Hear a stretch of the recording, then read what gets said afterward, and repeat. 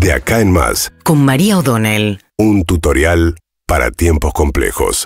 Bien, como les habíamos anticipado ayer con la sola lectura de lo que era el boletín oficial, se iba a abrir un nuevo frente del gobierno nacional con otro gobernador, en este caso con Axel Kicillof, a quien le cortaron el fondo de fortalecimiento que le había asignado Alberto Fernández en un ida y vuelta notable, porque haciendo un poquito para atrás cuando Macri gobernaba la presidencia, le transfiere la policía a la ciudad de Buenos Aires con fondos. Cuando llega Alberto Fernández a la presidencia, dice, no, Macri se excedió, le dio de más. Le saca una parte a Horacio Rodríguez Larreta y primero por decreto, después por ley, le asigna esos fondos que usaba, según detalló ayer Axel Kicillof, para programas, para pagar salarios de policías y programas vinculados a compra de equipamiento, etcétera, en la provincia de Buenos Aires. Bueno, ahora había una demanda de Larreta que llegó a la Corte le dijo, no, pero hay una parte, usted no le puede sacar todo. El problema es cuánto se calcula que costaba mantener a la policía de la Ciudad de Buenos Aires y la partida que le tenía que transferir. Le dijo provisoriamente, le dijo la Corte a Alberto Fernández, que la ignoró, vaya girándole plata, mientras tanto Horacio Rodríguez Larreta, mientras se resuelve este asunto. Larreta terminó su mandato y ahora está Jorge Macri esperando si la nación le asigna o no fondos. Por ahora no ha tenido mucho éxito, se mueve como medio escurridizo, no trata de no levantar la cabeza, aunque firmó un documento con los otros gobernadores Jorge Macri, que ahora espera ver que si le sacaron la plata a Axel Kicillof, una parte vaya para la ciudad. Pero volviendo a Kicillof, ayer dio una conferencia de prensa, dijo que él se roba la plata de las provincias, Javier Milei, que lo que quiere es ahogar financieramente a los gobernadores y lo que está haciendo es castigar en realidad a quienes habitan en esas provincias, no a los gobernadores, porque dijo Kicillof que además, dada la crisis, hay una mayor demanda sobre el sistema público de salud, el sistema exclusivamente público de educación, etcétera, etcétera, y a la vez se ven muy perjudicados porque no solamente además reciben menos fondos, sino también, y esto es un tema del que se habla poco en sus efectos, pero me parece que hay que señalarlo, hay un parate total y absoluto de la obra pública, cosa que Javier Milei prometió y cumplió.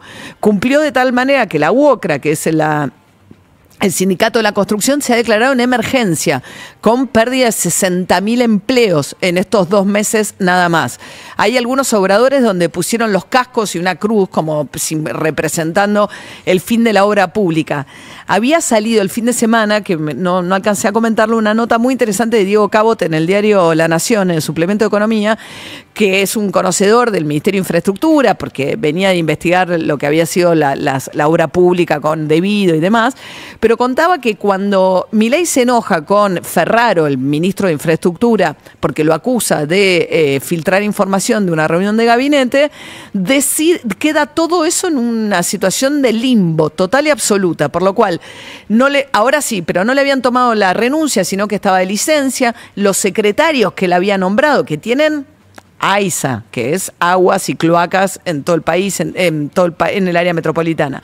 El tema de concesiones viales, nada menos, todas las rutas, todo lo que tiene que ver con transporte, infraestructura, obra pública, todo eso, había secretarios en cada una de las áreas nombradas por este funcionario echado, con lo cual tampoco tenían mucho peso. A su vez, tampoco tenían a quién reportarle, porque por un tema de cómo funciona el organigrama, el que quedó con la firma de ese ministerio, hasta hoy que cambiaron las cosas, era el Ministerio de Justicia, Cunio Libarona. Entonces, el que mandaba sobre esas áreas, teóricamente, era Caputo, pero no tenía firma tampoco. Todo esto, para que se den una cuenta, el grado de poca gestión que hay en un montón de áreas, que dada la enorme desconfianza de un gobierno que no solamente se pelea con todo el mundo, sino que funciona con muy poquitos funcionarios a cargo de una enorme cantidad de áreas, hay mucha parálisis en muchos sectores fundamentales del Estado. Bueno, ese sector de infraestructura que recién hoy por lo menos fue a parar al área formalmente de Caputo, porque se redujo, se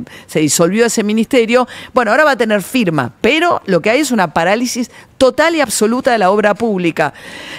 Esto suma a la situación de crisis. ¿Qué va a hacer ahora Kicillof? Dijo, bueno, voy a ir a la Corte Suprema. Curioso, todo vuelve a la Corte a la que había ido la Reta en su momento a quejarse de que le habían sacado la plata para dársela a Kicillof. Ahora vuelve Kicillof a la Corte a decirme, todo va a terminar en la Corte. Porque si hay un rol que está bastante claro dentro de la Constitución Nacional respecto de el control de constitucionalidad que hace la Corte, es decir, le toca decir si las leyes violan o no la Constitución Nacional, pero todos los casos que son de conflicto de las provincias con la nación son primariamente de la Corte. ¿Se acuerdan? Entonces todo esto va a terminar finalmente, veremos cómo hace la Corte con todo esto. Siguió escalando el conflicto con Chubut, eso está abierto también. Ayer Ignacio Torres, que es un gobernador del PRO, fue a la legislatura, recibió el apoyo de todas las fuerzas políticas de Neuquén. Hoy hay un acto de 5 gobernadores de La Pampa para abajo, todos en el Congreso Nacional, para un poco apoyar a Torres en esto.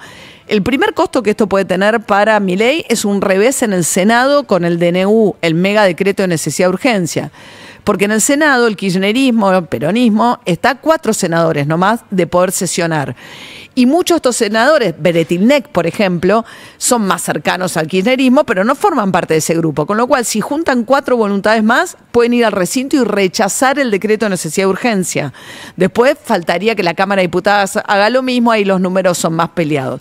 Y todo esto además está generando incluso un nivel de tensión máximo y muy explícito en el PRO.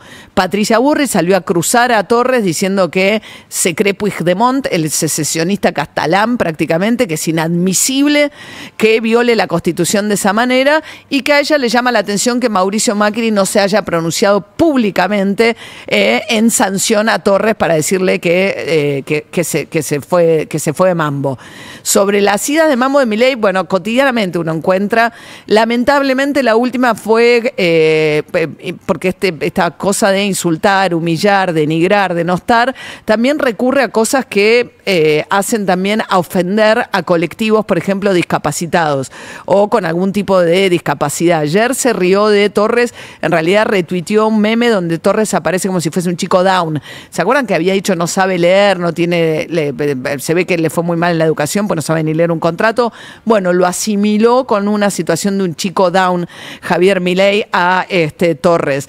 Así que la escalada sigue, veremos ahora con estos gobernadores, salvo el gobernador de Tucumán, que es Jaldo, peronista, es insólito. Él arregló la cuestión de el azúcar, que le importaba al lobby, digamos, las empresas tucumanas que están en Tucumán, y él dijo, no, yo a esta no me prendo. Todos los demás gobernadores están extremadamente preocupados, independientemente de su filiación política, por la manera que elige Javier Milei administrar su relación con las provincias. Ahora va a ir el viernes al Congreso a inaugurar la Asamblea Legislativa. La novedad es que va a ser de noche. Especulamos con que es de noche en Estados Unidos. Quizás en esta cosa de Milei de emular muchas de las cuestiones que hacen al gobierno norteamericano, sus colores, sus siglas, etcétera, hablar a la calle cuando asume. Bueno, quizás ahora también estuvo tomado por esto. Hay quienes dicen que si está en la conversión al judaísmo no debiera hacerlo un viernes a la noche, pero no está convertido todavía por lo que ha contado. Pero la cuestión es que viernes a la noche, toca viernes porque es 1 de marzo, eso no lo puede mover, 9 de la noche va a ir a hablarle al Congreso al que calificó como un nido de ratas.